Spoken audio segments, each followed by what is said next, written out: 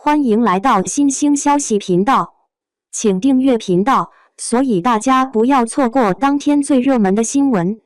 我们今天的时事通讯包括以下内容：电视剧《北上》演员白鹿片酬曝光，网友：我一辈子也赚不了这么多。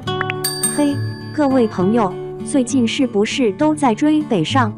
这剧口碑真是炸裂，从运河边的家长里短到时代洪流的裹挟，故事讲的那叫一个引人入胜。白鹿这姑娘演的也真不错，把那陆家闺女从毛头丫头到独当一面的女当家演绎的活灵活现。不过呢，比起剧情，更热闹的可能是白鹿的片酬1300万。这数字一出，好家伙，网上直接炸开了锅。有人说，乖乖，这得打多少年工才能挣到啊？也有人说，人家白鹿值这个价，颜值演技都在线，扛得起收视率。咱们今天就来聊聊这1300万背后的故事。先说说这北上啊，它可不是简单的年代剧，它把历史的厚重和现代人的情感巧妙地融合在一起，就像一壶陈年老酒，越品越有滋味。白鹿在剧中挑大梁，一人演绎陆家3代女性，这可不是件容易的事儿。从青涩少女到成熟女性，每个阶段的转变都得拿捏到位，稍有不慎就容易让人出戏。但白鹿完成的不错，每个角色都立住了，让人相信这就是陆家的女儿，这就是那个时代的女性。除了白鹿，剧里的老戏骨们也个个是戏精，王学银、李乃文、胡军，这阵容一看就知道是奔着精品去的。老戏骨和年轻演员的搭配也让这部剧更有看头，就像一桌好菜，荤素搭配，营养均衡。再说回这1300万的片酬，说实话，这数字对咱们普通人来说确实有点遥不可及。但换个角度想想，明星也是一份职业，他们的收入是由市场决定的。鹿现在人气高，粉丝多，商业价值自然就高。就像一件古董，越稀有，价值就越高。当然，有人会说，演员挣这么多，是不是有点离谱？这个问题嘛，就像1000个人眼里有1000个哈姆雷特，每个人都有自己的看法。有人觉得演员的收入应该和他们的贡献成正比，也有人觉得市场经济下价高者得，无可厚非。其实，与其纠结明星挣多少钱，不如想想他们为我们带来了什么。一部好剧能让我们放松心情，也能让我们思考人生。白鹿的演技也确实值得肯定，他为了这部剧还推掉了其他剧本，可见他对角色的用心。这就像咱们做生意，你的先付出，才能有回报。演员也一样，他们的付出时间、精力，甚至放弃一些机会，才能塑造出一个好角色。当然，咱们也不能一味的夸，高片酬也带来了一些问题，比如有些演员演技和片酬不匹配，拿着高片酬却演不出好戏，这就有点说不过去了。所以，片酬这事儿的两面看，一方面，市场经济下，价格由供求关系决定；另一方面，演员也应该对得起自己的片酬，拿出真本事，为观众带来好作品。说到底，一部好剧离不开所有人的努力，从编剧、导演到演员、工作人员，每个环节都缺一不可。就像一台戏，台上唱戏的固然重要，但台下的乐队、灯光、舞美也同样重要。所以，与其盯着白鹿的1300万，不如好好欣赏《北上》这部剧，看看它给我们带来了什么，思考它想表达什么，这才是最重要的，你说对吧？一部好剧就像一盏明灯，照亮我们前行的路。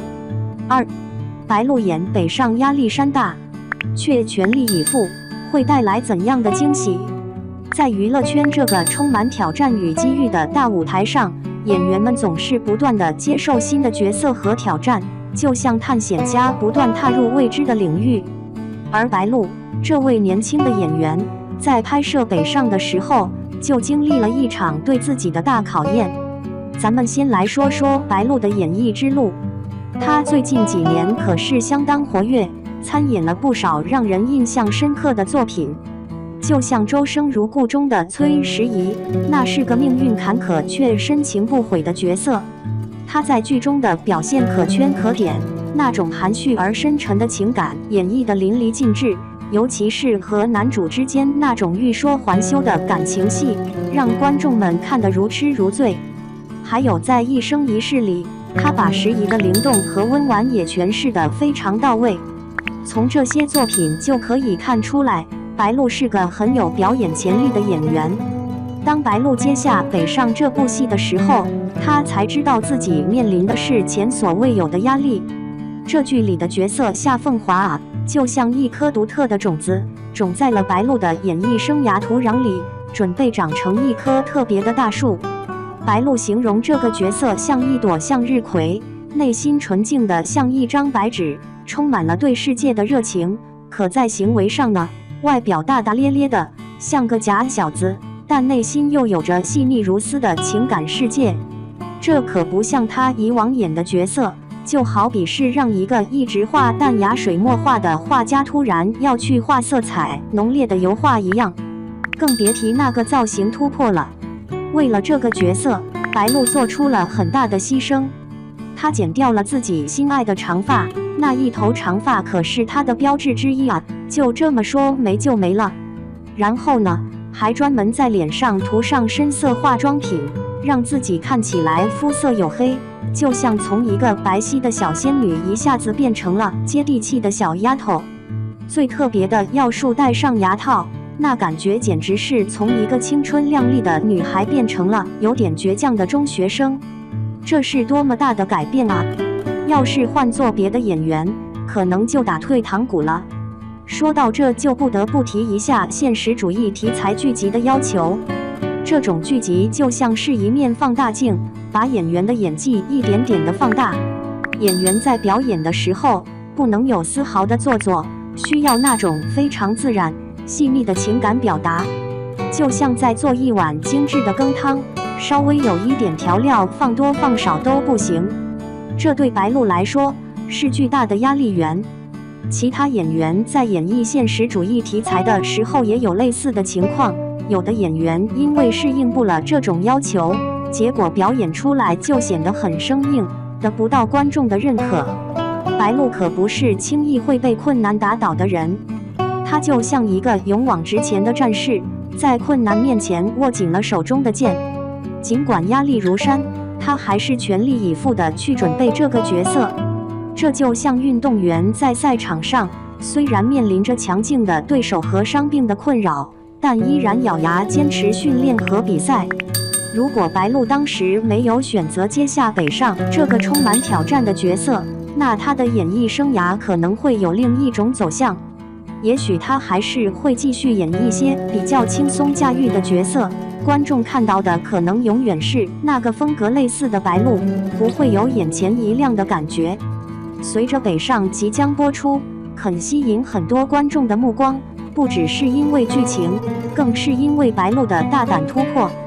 观众们都迫不及待地想看看这个全新的白鹿，他因此收获大量的粉丝和关注。就像人们常说的，不入虎穴，焉得虎子。